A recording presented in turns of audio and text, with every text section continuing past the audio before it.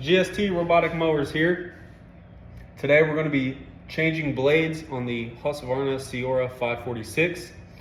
You're going to need a 10mm socket, Phillips head screwdriver, and your replacement blades with new screws. First step, we're going to release this skid hub here that protects the bolt underneath from water. Once that is given a half turn and released, you're going to then loosen your bolt. The CEORAs have a two-step locking process here. This bolt is going to release halfway out.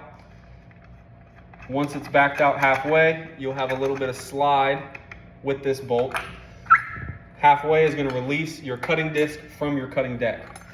Once your cutting disc has been removed, we're going to back this bolt out the rest of the way.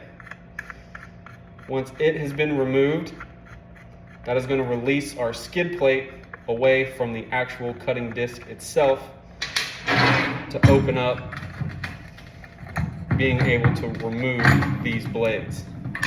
Once the skid plate's been removed, use some air, clean everything out.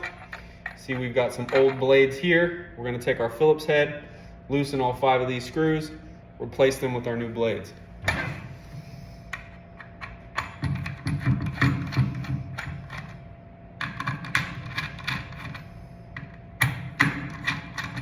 Just like on any of the other mowers, these blades will have a tendency to pinch. Depending on what style of blade you are using, you always want to make sure to perfectly flatten the blade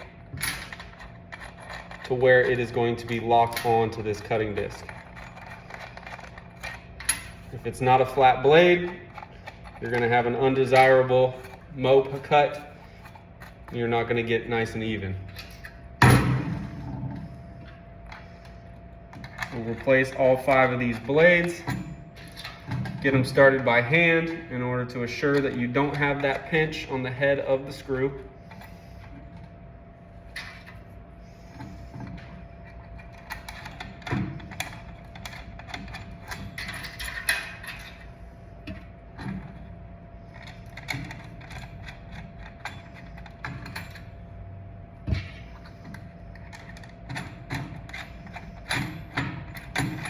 Got all 5 of these started.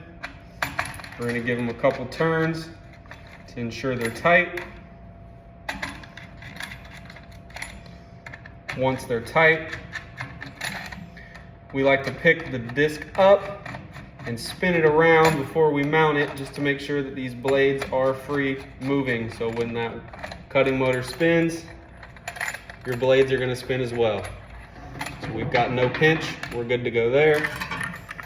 We'll reinstall our skid plate onto the top, reinstall our bolt halfway in. Once she's past her halfway thread, she'll push in. Then we're going to line up.